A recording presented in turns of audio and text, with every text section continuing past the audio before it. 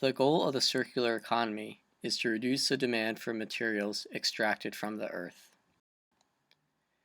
In a linear economy, materials are extracted, refined, manufactured, used, and disposed. In a circular economy, materials are cycled between downstream processes through reuse, remanufacture, and recycling. Computers and smartphones, which are platforms for collaborative consumption and for the sharing economy, and renewable energy technologies will arguably reduce the demand for raw materials and energy sources. These technologies function as a result of metal that until recently was not used in consumer and industrial products. Metals are significant but are often undervalued inputs that allow the circular economy to grow.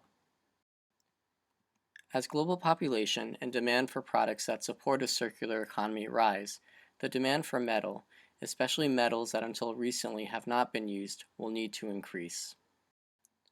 However, this presumes that metals can be cycled and that there is enough coming out of stock to fulfill consumer demand.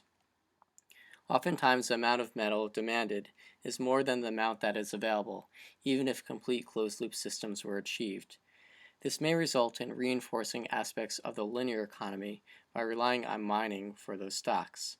This begs the question, then, where metal should come from if not from mining. Let's revisit the production cycle and see where metal is lost.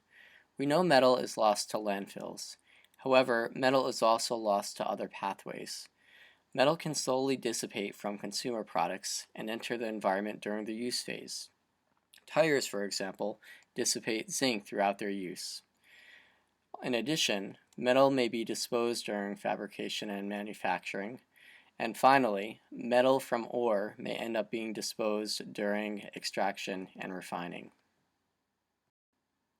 Metal is lost during mineral extraction and refining due to technology inefficiencies and due to the absence of a large market for companion metals. The waste, which is seen here at the bottom of the concentration tank, is referred to as tailings and is generally disposed. When looking to identify where the largest disposed metal stocks are, we will find that most metal is disposed during the mining through refining stages, not from end-of-life products. Let's look at platinum, a metal used in auto catalysts in cars, as an example. Assuming that all the platinum in 2010 mine waste could be recovered, that stock could have met over 20% of all platinum demand for 2010. Recognizing this large stock of already mined metal, how then can we process it? Tailings, for example, can be reprocessed with improved technology. The liquid that leaches from these landfills, which contain metals, can be treated to extract the metal. Also, mine waste sites can be vegetated with plants that can uptake some of the metal. That biomass can then be burned for energy, and the metal can be recovered. Significant barriers exist towards reusing mine waste. A few straightforward practices, if observed and institutionalized, could potentially increase remining. Now we can take the circular economy concept of design for reuse, which is typically employed when designing a product, and apply it to the upstream mining and mineral processing industry. By designing for the disposal of mine waste, its reuse may be more attractive to future mineral explorers.